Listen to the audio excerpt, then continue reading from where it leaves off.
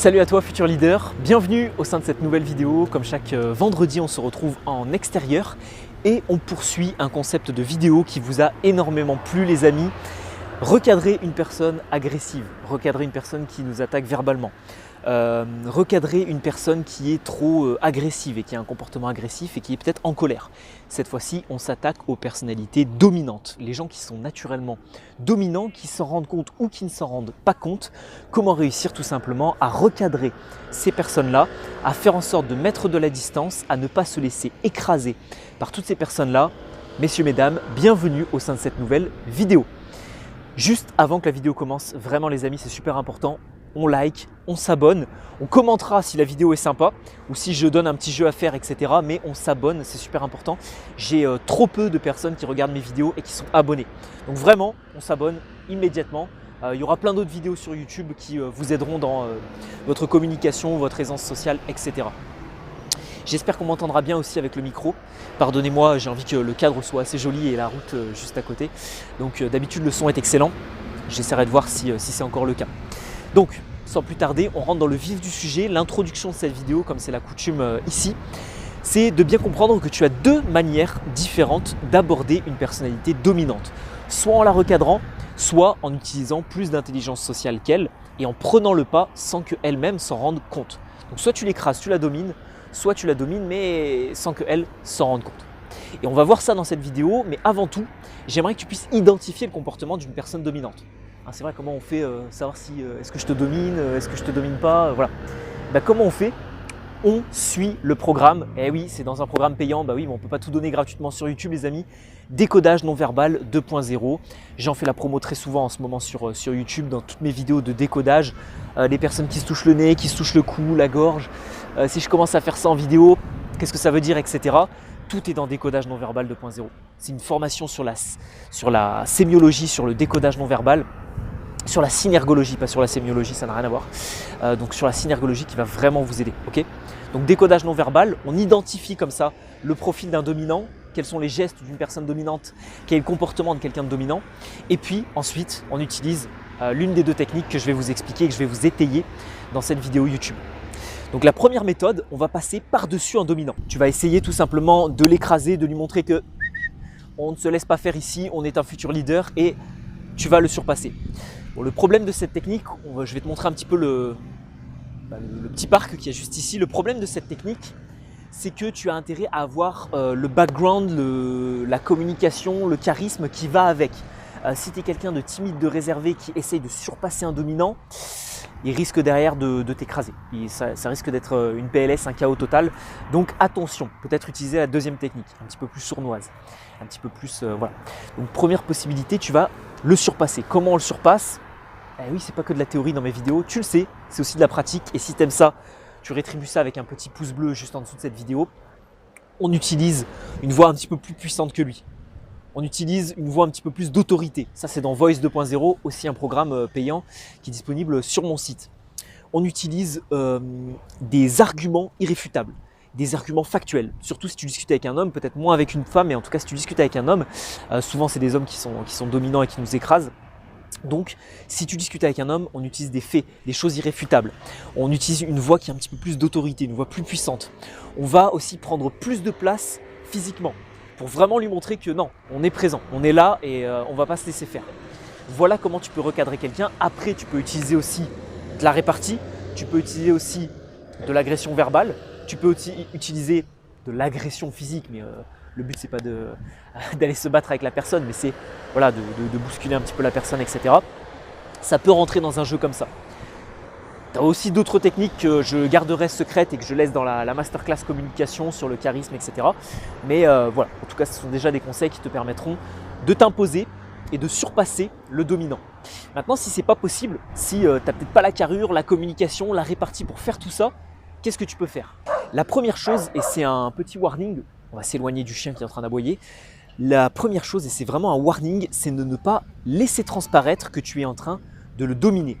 Qu'est-ce que j'entends par là? J'entends par là que tu peux avoir un petit sourire en coin, tu vois, bon, tu essayes de me dominer, je vais reprendre le dessus parce que j'ai vu la vidéo de William, mais voilà. Donc tu vas avoir un petit sourire en coin, un air un petit peu narquois. On évite ça absolument. Parce que là, le dominant peut en arriver aux mains et peut essayer par contre de te surdominer ou pas tout simplement de te dominer, mais juste de t'écraser. Donc on évite d'avoir un petit sourire en coin, on évite les petits propos sarcastiques, tu vois, on va rester vraiment très neutre. Et ce que je t'invite à faire, c'est d'utiliser les conseils suivants. La première chose, c'est de complimenter le dominant. Alors là, tu as regardé d'autres vidéos sur comment répondre à quelqu'un de dominant, les autres youtubeurs ne recommandaient pas ça. Bah oui, parce qu'en fait ici c'est des conseils, c'est des vrais conseils en fait. Ici c'est ton coach en communication qui te parle, c'est le meilleur coach en communication sur YouTube. Bah oui, non, mais, bah oui les chevilles, les mollets, non plus sérieusement. Pourquoi complimenter? Je vais expliquer. Parce que les personnalités dominantes proviennent des personnalités qui sont conquérantes. Moi j'ai une personnalité conquérante, mais je peux avoir de temps en temps un côté très dominant, mais j'ai aussi un côté très leader. Un mauvais leader, c'est un dominant. Et quand on est dans un bon état d'esprit, on est un leader. Et quand on est dans un mauvais état d'esprit, on est dominant et on écrase les gens. Ce qui résulte de tout ça, c'est surtout que tu as une personnalité conquérante quand tu es dominant. Et un conquérant, c'est quelqu'un qui est très souvent incompris en société, qui fait beaucoup de sacrifices. J'ai expliqué ça à Delphine notamment, qui a fait un témoignage vidéo. D'ailleurs, je lui passe le coucou si elle regarde cette vidéo. Je lui ai expliqué ça en coaching, c'est qu'en fait, un dominant, c'est voilà, quelqu'un qui va peut-être prendre extrêmement soin de son apparence physique, quelqu'un qui va peut-être faire beaucoup de sacrifices professionnels, quelqu'un qui va vraiment travailler son charisme, sa communication. Et c'est peut-être même quelqu'un qui regarde les mêmes vidéos que toi. Donc, bon, c'est quelqu'un qui automatiquement a ce goût pour certaines choses. Et quand tu vas justement le complimenter, tu vas souligner ça. Et automatiquement, tu vas te le mettre dans ta poche et il aura une meilleure estime envers toi. Et il t'estimera beaucoup plus. Donc, voilà la raison pour laquelle le compliment peut faire toute la différence. Si la personne, c'est la première fois que tu la rencontres, eh bien automatiquement, faire un petit compliment, ça va te permettre de pouvoir avoir une bonne relation avec cette dernière. Deuxième chose que tu peux faire, c'est arrêter de te justifier en permanence et adopter un comportement qui est beaucoup plus neutre. Quand tu vas te faire dominer de manière verbale par quelqu'un ou même de manière physique, arrêtez de te justifier, de trouver des excuses, de justifier la personne qui te dit, le patron qui te dit de rester 5 minutes de plus au boulot pour faire quelque chose. Arrêtez de justifier ça tout simplement. Non, je ne peux pas rester parce que en fait, j'ai mes enfants à récupérer, parce que je vais au tennis ce soir, parce que je dois aller à la salle de sport, etc. Non, tu n'as pas besoin de te justifier. Face à une personnalité dominante, tu n'as pas besoin de te justifier. Je le répète, troisième fois, tu n'as pas besoin de te justifier. Voilà. Ok ? Donc, on ne se justifie pas et on adopte un comportement le plus neutre possible. Au niveau de son regard, au niveau de sa bouche, au niveau de ses expressions faciales, on ne va pas tout simplement commencer à sourire, à avoir les yeux écarquillés, à froncer les sourcils, etc. On va être le plus neutre possible. Ça peut être le regard de poisson mort, comme ça. C'est entre le je comprends pas ce qui se passe et le regard normal. On peut avoir voilà, la bouche, on ne sourit pas, on ne tire pas la tête non plus. On va avoir, encore une fois, l'expression faciale la plus neutre possible. Et dernier conseil de cette vidéo, juste avant le petit bonus, donc reste bien jusqu'à la fin, ça va être cette fois-ci de mettre quelques gestes barrières, quelques distances sociales, enfin en tout cas de manière physique, de montrer au dominant que tout simplement, ça n'est pas simple de te dominer toi. Donc tu as utilisé ton langage verbal pour améliorer ta relation avec lui, tu as fait en sorte d'être le plus neutre possible. Maintenant tu vas mettre un petit peu de distance physique avec lui, comme ça s'il veut te toucher, bah, il ne pourra pas. Alors que s'il est juste, non mais reste prêt, s'il est juste à côté de toi, tu vois là il pourra t'influencer, te toucher, etc.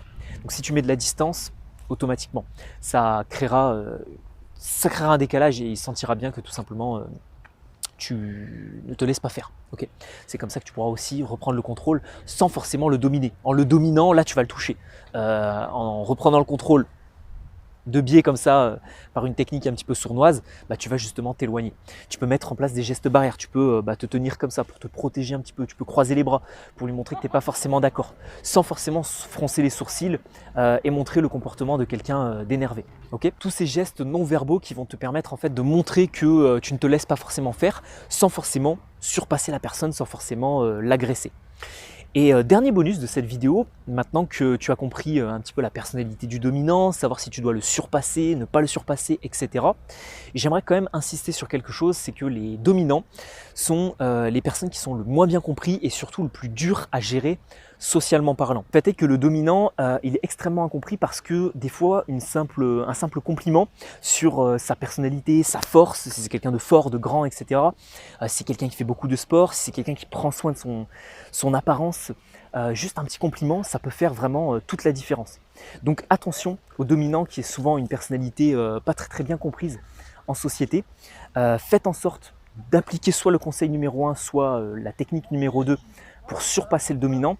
Et faites en sorte aussi de mieux comprendre la personnalité dominante avec les autres vidéos de ma chaîne YouTube.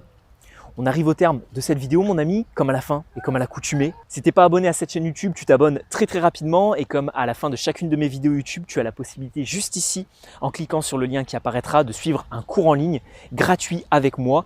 C'est 5 étapes pour améliorer communication, charisme, aisance sociale. Si justement tu souhaites surpasser un dominant, pouvoir avoir cette répartie du tonnerre, eh bien ça se passe dans la description ou sur le lien qui apparaîtra juste ici.